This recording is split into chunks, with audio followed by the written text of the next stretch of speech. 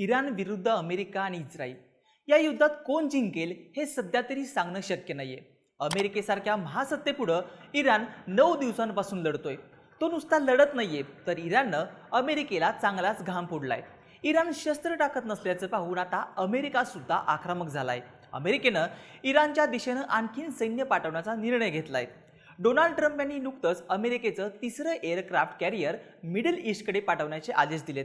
आता इराणवरती फक्त हवाई हल्ले न करता तिथं अमेरिकन सैन्य उतरवण्याचा ट्रम्प यांचा प्लॅन आहे। या सगळ्यामुळं हे युद्ध आणखीन बराच काळ चालेल हे निश्चित आहे।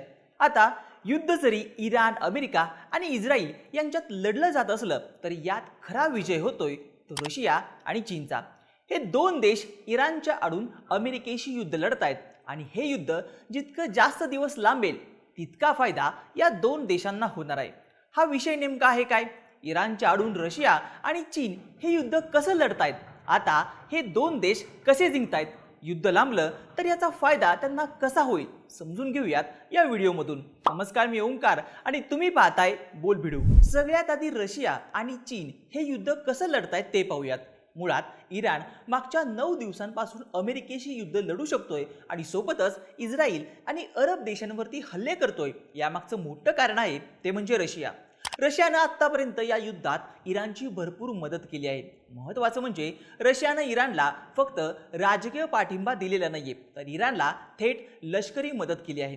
6 मार्चला अमेरिकन इंटेलिजन्सचा एक रिपोर्ट आला। या रिपोर्टमध्ये म्हटलंय की रशिया इराणला अमेरिकन वॉरशिप्स आणि एअरक्राफ्टच्या अचूक ठिकाणांची माहिती पुरवत आहे। रशिया इराणला high quality satellite images provide करत आहे। याचा वापर करून इराण अमेरिकन बेसेसवरती ड्रोन आणि मिसाईलनं हल्ले करतोय। इराणनं कुवेतमधल्या अमेरिकन सैनिकांवरती जो हल्ला केला होता त्यात त्याला रशियाचीच मदत मिळाली होती।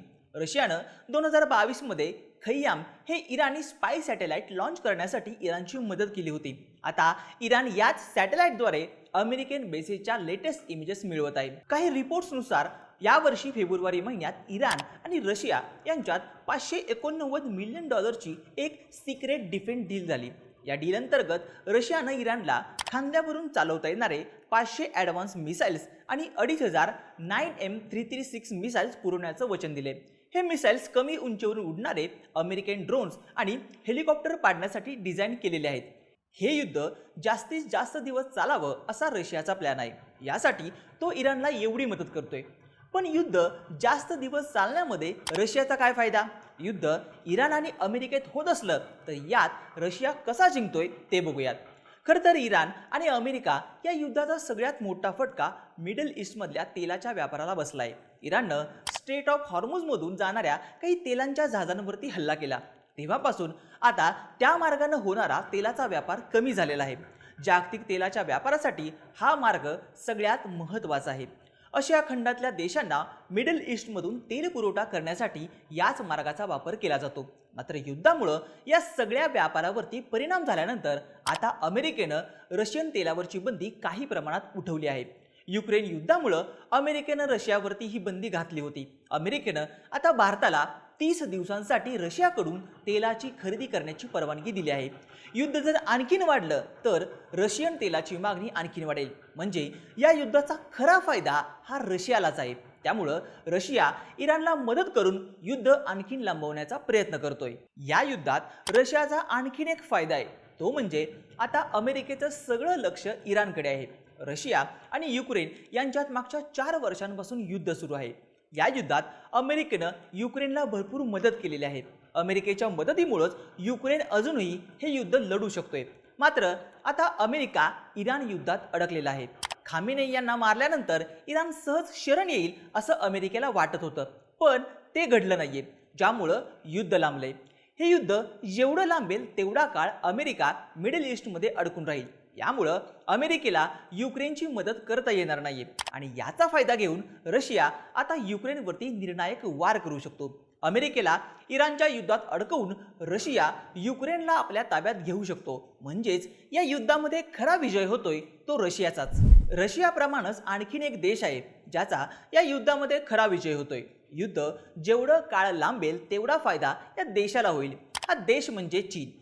खरं तर रशियाप्रमाणे चीन सुद्धा या युद्धात इराणची मदत करतोय। रशियाने इराणला थेट लष्करी मदत केलेली आहे। तर चीन इराणला आर्थिक आणि टेक्नॉलॉजीच्या क्षेत्रात मदत करतोय. चीननं युद्धात अधिकृतपणे तटस्थ भूमिका घेतली आहे, पण त्याची इराणला मदत होते हे कुणापासूनही लपलेलं नाहीये. इराणचं सैन्य आता नेव्हिगेशनसाठी पाश्चिमात्य सिस्टीमवरती अवलंबून नाहीये, कारण मागच्या वर्षभरापासून इराण चीनची बायडू नेव्हिगेशन सिस्टीम वापरत असल्याची माहिती आहे. याशिवाय चीन हा इराणी तेलाचा सगळ्यात मोठा ग्राहक आहे. अमेरिकेच्या निर्बंधांमुळे मागच्या 10 वर्षात भारतासारख्या अनेक देशांनी इराणकडून तेलाची खरेदी कमी केली आहे. मात्र याच काळात चीननं इराणकडून तेलाची खरेदी प्रचंड वाढवली आहे. सध्या इराणचं जवळपास 90% तेल एकटा चीन खरेदी करतोय. यामुळेच अमेरिकेच्या कडक आर्थिक निर्बंधांनंतरही इराणची अर्थव्यवस्था टिकून आहे. आता इराणला मदत करण्यामागे चीनचा काय फायदा आणि या युद्धात चीन नेमका कसा जिंकतोय ते बघूयात. काही रिपोर्ट्सनुसार अमेरिकेनं इराणवरती हल्ले सुरू केल्यापासून पेंटॅगॉननं मिडल ईस्टच्या रिजनला जास्त प्राधान्य देणं सुरू केलं आहे. खरं तर अमेरिकेची पॅट्रियॉट आणि थाड यांसारखी डिफेन्स सिस्टीम तसंच अमेरिकन सैन्याची जगातल्या जवळपास 80 देशांमध्ये तैनाती आहे. यामध्ये इंडो पॅसिफिक रिजनमधल्या जपान, दक्षिण कोरिया आणि तायवान यासारख्या भागांचाही समावेश आहे. पण आता इराण विरुद्धच्या युद्धामुळे अमेरिकेचं लक्ष मिडल ईस्टकडे लागलंय. यामुळेच अमेरिकेनं तैवानसाठी जे $13 बिलियन एवढं मोठं डिफेन्स पॅकेज जारी केलं होतं ते सध्या होल्डवरती ठेवल्याची माहिती आहे. तैवान आणि चीन हे एकमेकांचे शत्रू आहेत. चीनला तैवानवरती ताबा मिळवायचा आहे, मात्र अमेरिकेचा तैवानला पाठिंबा असल्यामुळं चीन हे करू शकत नाहीये. पण जर आता अमेरिका इराण युद्धात अडकून राहिला तर मात्र चीनला अशी संधी मिळू शकते. अमेरिकेचं इंडो पॅसिफिक रिजनवरचं लक्ष कमी झालं तर चीन त्या भागावरती आपला प्रभाव निर्माण करू शकतो. त्यामुळंच युद्ध जेवढा काळ लांबेल तेवढा जास्त फायदा चीनला आहे. याशिवाय या युद्धात अमेरिकेची मिडल ईस्टमधली रडार सिस्टीम उद्ध्वस्त झाली आहे. आता ही सिस्टीम पुन्हा उभी करण्यासाठी अमेरिकेला गॅलियम सारख्या धातूची आवश्यकता लागेल. मात्र या धातूच्या पुरवठ्यावरती पूर्णपणे चीनचं नियंत्रण आहे. जगातल्या एकूण गॅलियमच्या पुरवठ्यापैकी तब्बल 99% उत्पादन एकट्या चीनमध्ये होतं. त्यामुळं चीनच्या मदतीशिवाय अमेरिका त्यांच्या रडार सिस्टीमचं रिबिल्ड करू शकणार नाहीये. म्हणजेच इथं चीनचा सर्वाधिक फायदा आहे. त्यामुळंच हे युद्ध आणखीन काळ सुरू राहावं, युद्धात अमेरिकेचं आणखीन नुकसान व्हावं असा चीनचा प्रयत्न आहे. एक प्रकारे या युद्धात खरा विजय आहे तो चीनचाच.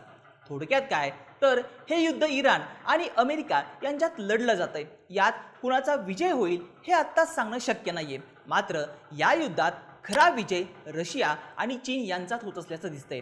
युद्ध जेवढा काळ चालेल तेवढा फायदा या दोन देशांना आहे. तुम्हाला या सगळ्याबाबत नेमकं काय वाटतं? इराण अमेरिका युद्ध रशिया आणि चीन जिंकतायत का? तुमचं मत आणि प्रतिक्रिया आम्हाला कमेंट करून नक्की सांगा. आणि अशाच माहितीपूर्ण व्हिडिओसाठी बोल भिडूच्या यूट्यूब चॅनलला सबस्क्राईब करायला विसरू नका.